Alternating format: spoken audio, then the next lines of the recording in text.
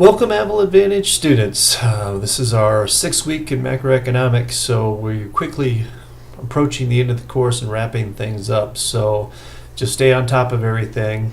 This week you're going to have a forum discussion. That's going to be an interesting one because it deals with a recent article that talks about some wasteful spending in our federal government and attempts to try to cut these programs.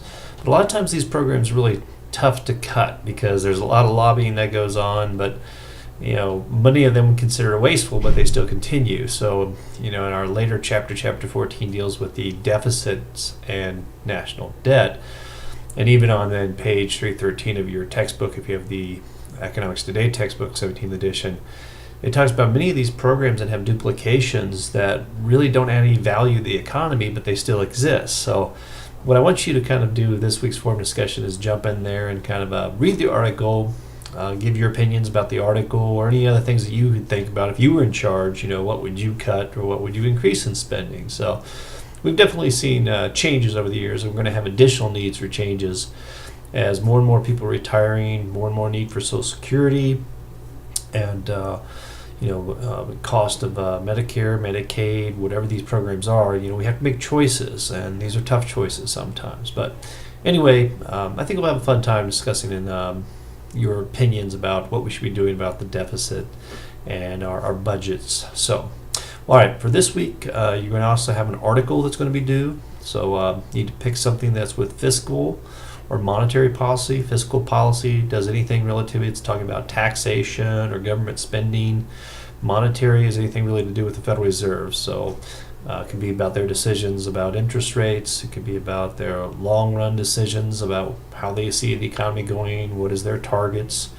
So pick an article, write a 1 to 2 page brief essay about the article based on the requirements that you have in the back of the course module. So, but with this week, chapters 13 and 14, and make sure that you're in there and jump in and get that My Econ Lab due too. But when we look at these things, chapter 13, it talks about a kind of a continuation of that multiplier process. And before the beginning of the chapter, they kind of show that these different rounds, like if the government were to spend money directly on a good or service, well, that money is received by someone, and they save so much of it, and they consume so much.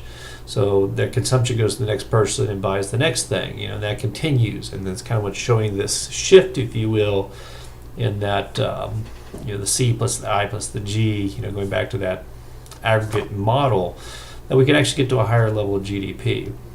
And then they simplify this model looking at a short-run aggregate supply curve and long-run aggregate supply curve, and look at the differences between shifts in aggregate demand, aggregate supply, but mostly on the aggregate demand side, because this is what we're talking about with fiscal policy. This is an aggregate demand policy. So if you increase government expenditures or decrease taxes, you could shift that aggregate demand curve out. Or if you increase taxes or decrease government expenditures, you shift that aggregate demand curve in. So if there is a recessionary gap, I could increase expenditures and the multiplier process would kick in to get me to that desired level of GDP. Or if there was an inflationary gap that it exceeded, the demand exceeded the relative supplies, well, that could lead to inflation, so the government would actually cut back on expenditures and shift that curve back in. Some interesting things also talked about in this chapter was about the idea of crowding out.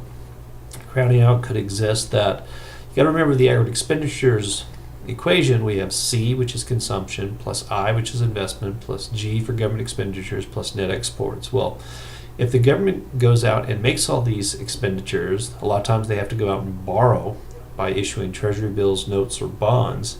And if they do this, then they may be actually crowding out the private sector. So as private corporations tries to raise money in the money markets or the capital markets, they find out that they're competing against the U.S. government, and they can't raise this capital, and actually would decrease that investment component. So although the government is trying to increase output in the economy, it may be slightly offset by a decrease in investment by the private sector of the economy. And if you had full crowding out, it'd be that the amount of increase in government spending is exactly offset by a full decrease in the amount of investment in government spending, so it would have no impact on the economy. Another interesting thing they propose in this chapter, talk about the Ricardo equivalence theorem, that if people are rational and are expecting future increases in taxes or any change in government expenditures, they already take that into account and may not have much of an impact on the economy either. So for example, if you perceive that the amount of taxes is going to be so much higher in the future because the government's spending so much more now, well, people may actually spend less and save more, so the net effect would have no impact on the economy now. So it's, a loosely based theory, but there probably are some, especially if you put your money in a Roth IRA and you believe that taxes are going to be higher in the future. Well, there would be some truth to this theory because people would actually cut back on consumption. Now, the question whether that savings gets transferred back to investment, to consumption eventually, that is debatable. So, all right. Other things I mentioned in this chapter is the Laffer curve, kind of deals with what is the ideal level of the perfect tax rate, if you will, try to maximize taxes in the economy. Laffer proposed if the tax rate was too high, there wouldn't really be an incentive to produce income and work as much, and the tax base overall would actually go down. They also mentioned there are things that we put in place about things such as automatic stabilizers. These can be unemployment insurance. So instead of like the economy having these huge shocks, there are things that Congress doesn't have to enact that just automatically kick in and take place. So it helps stabilize some of the cutbacks in expenditures to keep the economy going. In our last chapter that kind of focuses on the forum discussion, that deals with the deficits and the debt. You have to remember that a deficit is a shortfall of revenues versus costs going out for that budget year.